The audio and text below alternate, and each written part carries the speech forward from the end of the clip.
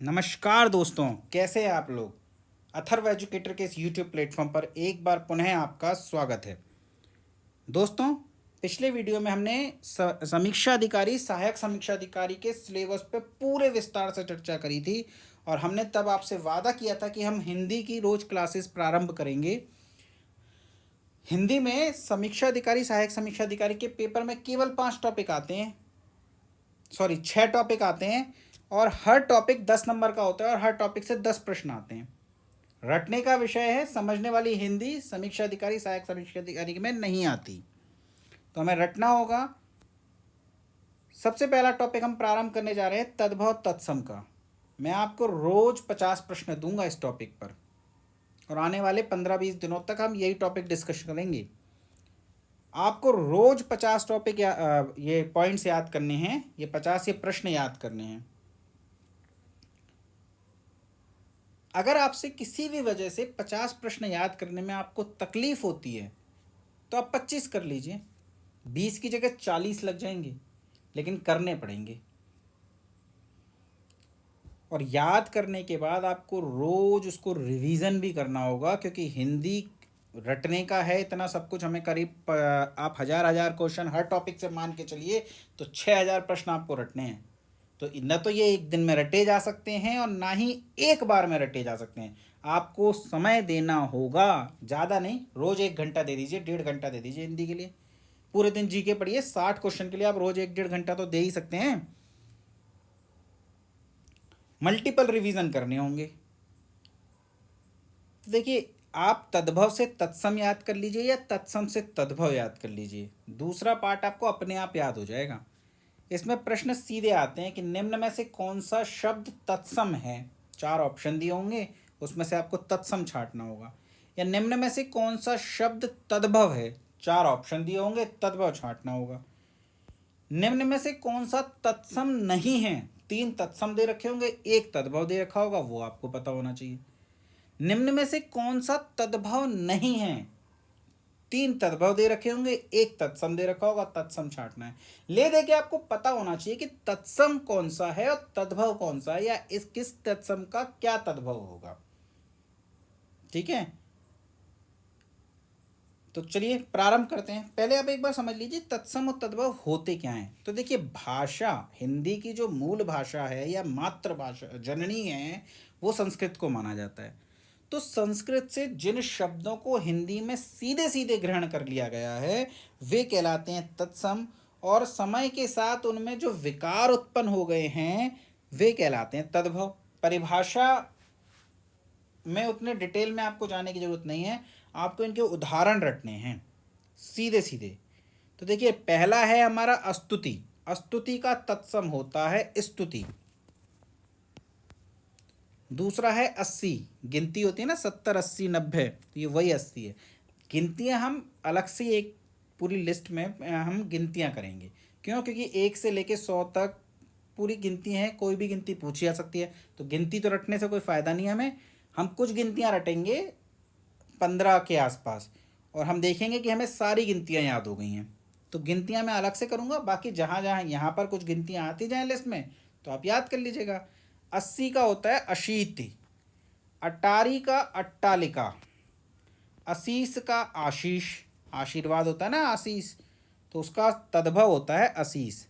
अजान, अजान का अज्ञान, अगुआ, अगुआ का अग्रणी, सबसे आगे रहने वाला। अनाड़ी, अनाड़ी का तत्सम होता है अनर्थ, ध्यान रखिएगा ये बिल्कुल सही है। अनाड़ी का तद्भव तत्सम होता है अनर्थ। अफीम का तत्सम होता है अहिफेन। अमोल का अमूल्य। देखिए, कुछ को तो आप पहचान लेंगे लेकिन कुछ को नहीं पहचान पाएंगे यदि आपका आमना सामना पहले नहीं हुआ है तो। जैसे कि अमोल का अमूल्य, ये तो सभी पहचान लेंगे और मुझे लगता है कि इसमें नंबर नहीं कटेंगे। लेकिन अफीम को अहिफेन कहते हैं, अगर आपने पहले नहीं पढ़ रखा तो आप नहीं पहचान पाएंगे और ना ही उसे पकड़ पाएंगे। क्यों? क्योंकि आपने उसका सामना ही नहीं किया, आपकी और उसकी पहचान ही नहीं है। और यदि आपने कुछ बार उसे पढ़ा है, कुछ पहचान आपने थोड़ी बहुत की है, तो एग्ज़ाम में आपको याद आ ही जाएगा कि हाँ हमने ये पढ़ा था। ऑब्जेक्टिव है, सामने ऑप्शंस होंगे, अनाज का अन्नद। अब देखिए अनाज का अन्नद अगर आपने नहीं पढ़ा तो आप नहीं पता लगा पाएंगे, क्योंकि जो हमारे सामने जो ऑप्शंस होंगे वो बड़े सिमिलर होंगे। अगम का अगम्य, अकाज का अकार्य, अक्षर का अक्षर, अंदर का अंतःपुर। अब देखिए अंजलि, इसको पढ़ते तो इसके दो होते हैं, अंजलि और अंजलि। पढ़ने में तो ये अंजलि आएगा लेकिन लिखने में बदल जाता है। यहाँ पर अ बिंदी ज और ली है, जबकि यहाँ पर अ निया ज और ली। और ली को अगर छोटा मात्रा जो लगाया जाए यानी अंजलि, वो भी इसका तत्सम बनता है, और अंजलि वो भी इसका तत्सम बनता है। दोनों ही इसका तत्सम है। ये मत पूछिएगा कि दोनों ऑप्शन में आ जाए तो क्या करेंगे। अगर ऐसा हो जाए तो प्रश्न विवादित होगा, डिलीट करना पड़ेगा। अंगूठा का अंगुष्ठ, लिखने का तरीका देख लीजिए, अंगुष्ठ का लिखने का तरीका देख लीजिए। अंगुरी का अंगुली, अंगारा का अडगार, अंगार, वैसे इसका लिखने का तरीका देखिए, ठीक है। अंगरखा का अंगरक्षक, आंख का अर्क, आंख का अक्षी, आंसू का अश्रु, आग का अग्नि, आज का अद्य, आलस का आलस्य, आस का आशा, आम का आम्र। अब ये तो आप पहचान लेंगे, आस का आशा, आलस का आलस्य, आम का आम्र, क्योंकि इतनी हिंदी तो हमें आती है, तो इनमें समस्या नहीं आनी। आसरा का आश्रय। गिनती आपको आएंगी, मैं आपको एक लिस्ट में अलग से गिनतियाँ कराई दूंगा, मैं आपसे कह ही चुका हूँ। अभी जो जो आती जा रही हैं आप याद कर लीजिए। 31, 31, इतवार। अब देखिए इतवार हमें पता है संडे को कहते हैं, और संडे को इतवार कहते हैं और रविवार कहते हैं। अब रविवार इसका तत्सम होगा, लेकिन ध्यान रखिएगा इसका तत्सम रविवार नहीं होता, और ऑप्शन में रविवार होगा गलत हो जाएगा। इसका तत्सम होता है आदित्यवार। क्या होता है? आदित्यवार।